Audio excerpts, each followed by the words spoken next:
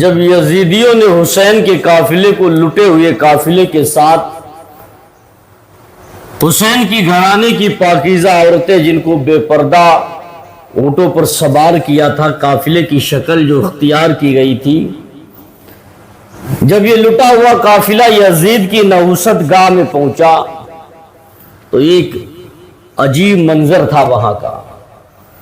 یہ حسین کے گھر کا لٹا ہوا قافلہ، یہ کسی عام آدمی کی بات نہیں، یہ آقا حسین کی بات چل رہی ہے۔ آقا حسین کے گھر کا یہ لٹا ہوا قافلہ جب یزید پلید کی نحوست گاہ میں پہنچا تو اس ظالم یزید نے جب قافلے کی طرف نظر دوڑائی تو بڑا خوش ہوا اور کہا، لو اللہ نے مجھے فتح یابی عطا فرمائی۔ اس کے ذہن میں ایک دنیا حاصل کرنا تھا، وہ یہ سوچتا تھا کہ حسین کے گھر کو قتل کر دے، اس کے بعد ہماری باوائی ہوگی، ہماری فتح ہوگی، اگرچہ ہم ناحق کیوں نہ ہو اور حق کو قتل کیوں نہ کر دے تو سمجھو ہماری جیت ہوگی۔ حسین کے گھر کا لٹا ہوا قافلہ اس نے دیکھا، زین العابدین کے حالات دیکھے۔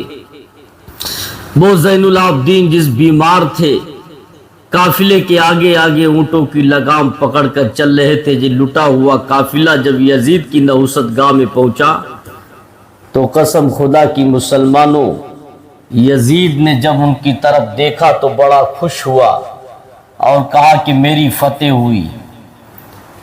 اور قافلے کی طرف یزید نے دیکھ کر حسین کے گھرانے کی پاکیزہ عورتوں کو اپنے پاس بلایا اور کہا، تم میرے پاس آؤ، میں تم سے کچھ سوال کروں گا۔ سیدہ زینب رضی اللہ تعالی عنہا بھی اسی قافلے میں تھیں۔ سیدہ زینب ناحق کبھی برداشت نہیں کر پاتی تھی کیونکہ حسین کے گھرانے کی تھی۔ حسین کے گھر کا بچہ بچہ دلیر تھا، ہمتی تھا، حق کو دبانے والا نہیں تھا بلکہ حق کو علل اعلان پکارنے والا، بولنے والا تھا۔ جب حق کی بات آتی، یزید کیا دنیا کا چاہے کتنا بڑا ظالم و جابر بادشاہ کیوں نہ ہوتا، حسین کے گھرانے کا بچہ اس کے سامنے آنکھوں میں آنکھیں ڈال کے بات کرتا۔ جب یزید نے بلایا تو سیدہ زینب رضی اللہ تعالیٰ عنہ پکار اٹھے، ظالم کیا تو واقعی چاہتا کہ تیرے اوپر خدا کا عذاب نازل ہو؟ تیرے گھر کی تو وہ عورتیں ہیں جو ہمارے گھر کے کنیز بننے کے بھی لائق نہیں ہیں۔ سیدہ زینب کی زبان سے جب یہ جملہ نکلا، یزید تو مجھے بے پردہ اپنے سامنے بلا کر کھڑا کرنا چاہتا ہے؟ میں اس حسین کے گھر کی ہوں جس گھر میں تیرے گھر کی عورتیں ہماری کنیز، ہماری غلام بننے کی بھی طاقت نہیں رکھتی، ان کی عزت و اہمیت نہیں ہے۔ میرے گھر کی کنیز بننے کی بھی وہ لائق نہیں ہے اور تو مجھے بے پردہ اپنی نحوست گاہ میں کھڑا کرنا چاہتا ہے؟ تیرے اوپر خدا کا عذاب نازل ہوگا۔ جب یزید نے سیدہ زینب کے یہ جملے سننے کے بعد کانپ گیا، لرز گیا، اس کا دل دہل گیا۔ اس نے کہا، اتنا کہیں خدا کا واقعی عذاب نازل نہ ہو جائے، اس لیے کہ یزید جانتا تھا کہ حسین بھی حق پر ہے، حسین کے گھر والے بھی حق پر ہیں۔ یزید جانتا تھا اگر زینب نے بددعا کر دی تو اللہ کا عذاب ابھی نازل ہو جائے گا۔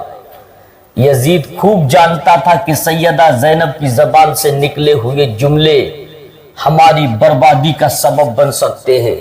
یزید خوب جانتا تھا کہ حسین کو میں نے شہید تو کر ڈالا ہے مگر شہادت حسین کے بعد ہمارا بھی بیڑا غرق ہونا ہے۔ صرف یزید نے اپنے نام و نمود کے خاطر، یزید نے اپنی بابائی کے خاطر، یزید نے اپنے جھنڈے کو بلند کرنے کے لیے، یزید نے اپنا شورا کرنے کے لیے، اپنا ڈنکا بجوانے کے لیے یہ امام حسین کے گھرانوں پر ظلم کیا۔